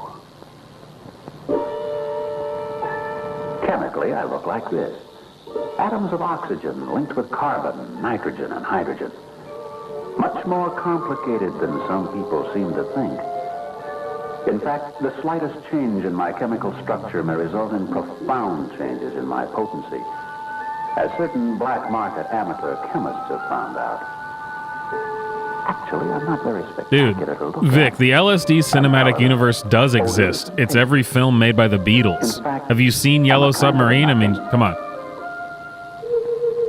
But I'm one of the most powerful nothings that ever came down the chemical road. Just one of my drops can be enough for 500 average doses. I'm so powerful that I exert an effect in doses smaller than such potent drugs as strychnine or cyanide. My discoverer found that out back in 1943 when he accidentally inhaled a microscopic speck of me and then took to his bed with hallucinations. How can I tell you how really powerful I am? The head of a pin can hold enough of me to... LSD is lame, you guys. Stay away from LSD. Shrooms, you can experiment with shrooms, that's fine. Holds plenty for a solo trip. 20 doses can be put under a stamp. An eyedropper can contain enough for 10,000 doses. I'm measured in millionths of a gram, called micrograms or gammas. So tiny that even the precision laboratory scales like this can't begin to measure me accurately. I can be either liquid or solid, and the black market chemists who make me package me in capsules and tablets of various sizes and shapes, though almost always they add something else to give me bulk and color. One convenient technique is to drop me onto a sugar cube, where I remain until used. This is where I have my effect. In the mind. God, can you imagine watching that while you're tripping your ass off? That is not kind to the... If someone's watching this while they're tripping, they're like, hey, I'm going to go to YouTube and look up LSD. And they go, whoa, man, LSD, a movie from 1967. Let's watch this. This will be hilarious. And then this happens right here. This is where I have my... Oh, God. In the mind. That 7 inches of inner space between the root of the nose and the back of the head. It is, on all accounts, man's most prized possession. And in many ways, his most complicated. I'm like a depth charge here among the brain's 12 billion cells. But it's one of my most perplexing secrets that no one really knows yet how I work. Some have suggested that I affect the midbrain, the brain's computer, and prevent it from regulating signals from the eyes and the ears and the other sense organs. But while there's much uncertainty about how I work, there is no uncertainty about what I can do. With just a very few micrograms of me inside the body, colors, shapes, smells, textures, the whole range of things that can be seen, heard, smelled, touched, and tasted, take on incredible distortions which seem absolutely and totally real. With just a few micrograms of me, all sorts of hallucinations are possible. I couldn't see anything except colors, and I thought, well, you know, this is supposed to be reality, but it wasn't. It wasn't anything except just things that weren't objects. You know, after a while, you don't know who you are, and you don't know who the other person is happening, and it's happening so fast, and you can't stop it, and you just can't do anything. You just have to... The most dangerous act can look attractive and easy to accomplish, because I can make those sparkling lights look colorful and inviting, A moving tapestry which can beckon and lure a traveler to join them. Is this supposed to make people not want to do LSD? I'm super into this. Well, that's just a rough idea of what a few micrograms of me can do. This looks like the cover of Obscured by Clouds by Pink Floyd. On the point of the pin. Dude, I'm into it. Let's do it. You guys want to? Let's drop LSD tonight. Let's do it. I have yet to kill anyone from an overdose. They don't think I'm physiologically addicting. And when I'm swallowed, I disappear because they haven't yet perfected a good field test to detect me inside the body. Altogether, I'm one of the most perplexingly powerful drugs conceivable. Your doctor can't prescribe me. Your druggist can't sell me. And very few scientists are able or willing to test me, and the pharmaceutical companies won't make me. And about the only labs I show up in anymore are the crime labs at police headquarters because I'm so perplexingly powerful that I'm illegal. Federal law controls my manufacture, sale, transportation, and delivery. And in California, where I'm listed in the Dangerous Drug Act, law prohibits my manufacture, transportation, sale, possession, or public use. So very often I wind up here, tagged as evidence along with other illegal drugs like heroin and opium and marijuana. That's a jar of jelly beans. Get out of here. And the rest. But they use the most sensitive tests they have to identify me to fluoresce under ultraviolet light. And my unique chemical fingerprints can be identified on the graph of instruments like the spectrophotometer, which can detect as little as 10 micrograms of me. Much less than a pinpoint can hold. But as narcotics officers know so well, I keep showing up, in spite of the laws. Because if you have the right... I feel like I'm watching like a weird crossover between Star Trek and Twilight Zone. Boys have set up their amateur laboratories in some strategic Like this long-winded, like the narrator with the images. Amateur acid. I actually really like this. This is cool. When I'm compounded in dirty labs like this, it isn't surprising that I'm often contaminated with other substances, and that my quantity is unpredictable. 200 micrograms or 2,000. Pure LSD or mixed up with something else. On the consumer level, that means that when an LSD travel agent sells a cap or two, the customer can't trust the label because there isn't any label. So how do you know what you're getting? You don't know unless you take it, whether it's good or it's bad. You just have to trust your source. Well, when you take it, you find out. I love these glasses they had these people wear for the film. But always unpredictable, as I'm around, part of the scene, as I said. I would actually watch this again just for fun. I'm not even kidding. And this. And this. Transactions involving me take place all the time. Illegal, of course, but my tabs and caps and sugar cubes that dissolve in your mind as well as your mouth are selling every day. So, drop a cap of me and join the mind-expanding world where colors and sounds and smells and tastes and people all take on new dimensions and new qualities. I'm the world's original instant relief drug. Drop a cap of me, man, and drop out. I don't know if you've been watching these. Oh, we got the classic, drop out. I don't know if you've been watching the subtitles. It's pretty hilarious watching the subtitles try to get what it's saying, because these are the auto-generated from YouTube. It doesn't quite get it right. Be a trap, too. You never know where a ticket with me will take you. Where are you? Oh, stop that, man. Where are you, man? Stop that Here, man. Let me give you an idea, just the barest idea of what a bum trip can be like. Voices courtesy of those who've been there. Wait a minute.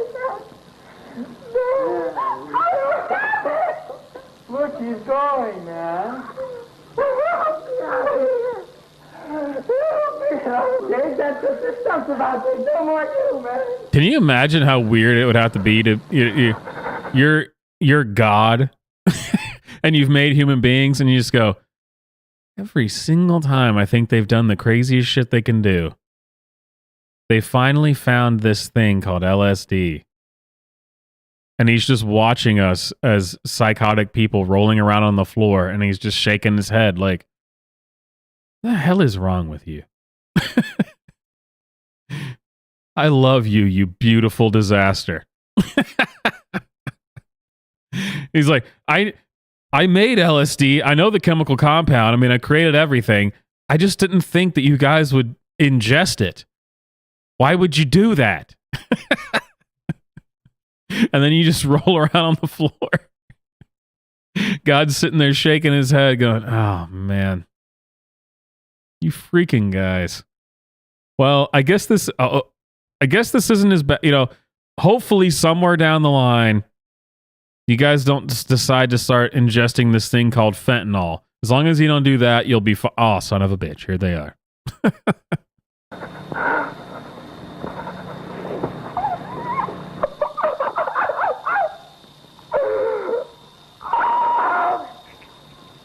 God, no! No! Get me out of this terrible place! Why is the sound so off on this video? The subtitles claim this is music, huh? Music to the devil's ears. Utterly fantastic, utterly terrifying, utterly powerful, and utterly unpredictable. I've even been known to carry a passenger inside the pulsing redness of his own beating heart and leave him there. Sit up here, Mark. Oh, most people survive even a really bad trip. And with an injection of one of the most powerful tranquilizers known, they can get safely back to reality. Relax. But not all. Not all. Because, you see, it's true that trippers have injured themselves. Sometimes seriously. The trippers. The trippers all used to blow grass. And one of the most terrifying things of all is true, too. A bum trip's hallucinations can recur at any time in all their original intensity, up to a year after the original dose. Some call it an afterflash. And it's an afterflash? Once I've been swallowed, it's practically impossible to trace me inside the body. So not even the coroner knows how to tell whether or not I was part of this scene, twisting the driver's brain cells until he tripped out through the windshield. Everyone knows you don't trip out through the windshield. Come on. That the effects and after effects of bad trips can be so severe that special organizations like San Francisco's LSD Rescue have been set up. And crisis counselors work in shifts 24 hours a day to calm and guide those who panicked and freaked out. If I don't know what to do with myself, so I... Totally freaking out, man. How much LSD did you take? 300 micrograms. One whole cap? Or one of those pills, you know. It happens all the time. This guy knows. This guy knows. Look at this guy. This guy knows. And he's just about got himself under control now. Yeah. Did that serve to frighten you even more? Yeah, because I felt like somehow I was being... The audio is off, and that's driving me crazy, too. I don't think you can fix that on YouTube. Twisted out of shape, and that I was somehow not a human being. Did you have the thought you might not be able to change backwards again? Yeah, this is one of the main things that scared me, is permanently make me some sort of freak. And it happens with increasing frequency that those and it who trip with happened. me He find was their way forever here to a freak. neuropsychiatric centers, like this one at San Francisco's Macaulay Institute of St. Mary's Hospital. Ooh, she looks groovy. Breathing. You'll be staying with us for a little while here. He'll be your doctor while you're at the hospital. No! So you're feeling... No! No! All right. Now, come on, take it easy. You'll be all right. Thank you, Doctor.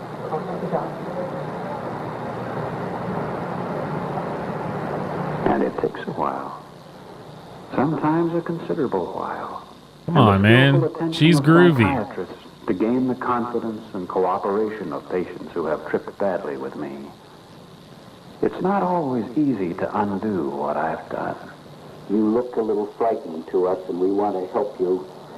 One of the things that we'd like you to do before we talk is to take some medication to help you come on down. Put the pill in your mouth. No, put the pill in your mouth. But for an increasing number of trippers, this too is true. I like how the subtitles, when they say trippers, it puts a Z on it and makes it hip. Trippers. That's groovy, man. With me can be and has been here in the morgue. LSD user hangs self. LSD user commits suicide. Yes, it's true. And so the last voice heard at the ultimate destination can be and has been the autopsy surgeons. The body is that of a well-developed, well-nourished teenage male appearing the stated age. Rigor mortis is present throughout, and livor is present over the dorsal aspects of the body. And so I'm depressed. Depressed because I'm so badly misused and abused by those who know so little about me. Good trips with me. Profound, mind-expanding insights about oneself and one's universe. Yes, for some people, under some conditions, I have been, and I can be, a most awe-inspiring way for exploring inner space.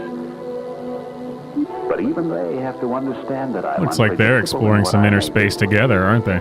And that I'm never the sort of thing that one takes lightly or for kicks. Because you see, I can kick back. And I'm embarrassed because so many of the world's oddballs have adopted me as their special gimmick. I'm too powerful. And I'm too including the elites at the Bohemian Grove. As part of Acid City. And I'm concerned. I'm really concerned because so many people who get busted for using me are, or were, such really promising kids. But there's no known way to get your fingerprints out of the police files once they're in there. And for the rest of their lives, a lot of people are going to have to answer yes to the question, have you ever been arrested? And that's not much help when it comes to getting a job, or getting into college, or launching a career. But most of all, I'm frightened, because so much remains to be known about me. Why should my hallucinations recur later in an after-flash? And is there any way of preventing them? I had an English teacher once that would have acid flashbacks. To trace me inside the body, so that coroners and others can tell whether or not I was taken. And if so, how much? Do I damage the brain, or don't I? And if so, how much damage do I cause, and how lasting is it? Here at the Macaulay Institute, they've been studying those who've tripped many times with me. And instruments like the electroencephalograph have indicated brainwave abnormalities.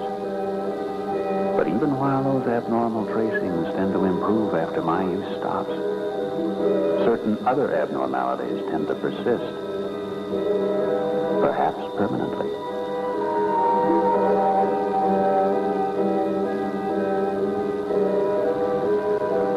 And recently, laboratory and clinical tests have indicated that my powerful chemistry can damage human chromosomes, the tiny determiners of heredity. And can damage human chromosomes? Is this why we've had the epidemic of transgenders? The birth of physically or mentally abnormal. They don't know what gender they are? Their chromosomes are all jacked up? All in yet, and research continues. Their parents or grandparents did LSD, and the next thing you know, you're donate their brains after death. a purple-haired, beautiful and brave individual. Portrait of a traveler about to take a trip, and his trip is just now starting. He's stuck with me now in what we may do together for the next few hours. I'm not vicious by nature, but I'm not harmless either. Remember, I said I was like a depth charge in the mind? Well, the direction and force of my explosion among his 12 billion brain cells is absolutely and totally unpredictable. When you tinker with your brain by altering its natural processes with an unknown dose of an unknown drug, you have to take your chances. But curiously enough, the kind of trip he'll take won't depend upon my chemistry as much as his. Because, you see, it's my real... I hate that mustache. Why did he trim his mustache like that? That's way worse than anything he's doing with his LSD. Blanket that shelters you all. And that looks terrible, my dude. The incredible world of his own deep brain dreamscape. Of course, when he actually gets there, he may be terrified by what he sees. Don't look for it, Taylor. You may not like what you find.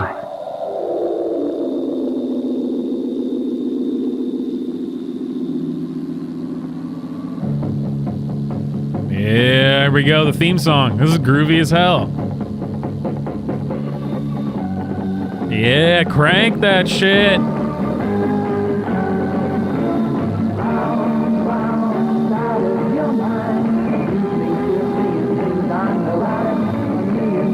All right, guys, I hope you've had a good time. And I assume you're going to try to find this song and download it, because I am as well. It's my new favorite song, for sure. Don't forget, Labor Day. Backyard barbecue stream. Play some music. Generally get into all kinds of debauchery, maybe some LSD, maybe some grass. And we will also chat through Discord. Call-ins for Over the Legal Limit, which we haven't done in a while. It's going to be a good time. Donate to the PayPal if you enjoy the content. Of course. Really, you just need to donate so that I can buy my new revolver. The end of this month, I think I'm going to get it. I think that's what it's going to be. It's probably going to be by the end of this month. It will be in my hands. All right, guys. My name is Swamp. And by the way, I hope you liked the stream. I always forget to say that. Like the stream. You know, the all the YouTuber stuff. You're subscribed, blah, blah, blah, blah. Yeah, I'll see you guys on Monday. We'll grill out, have some Alamo beers, and drop some LSD and blow some grass. Like all the cool kids do. I'll see you guys then.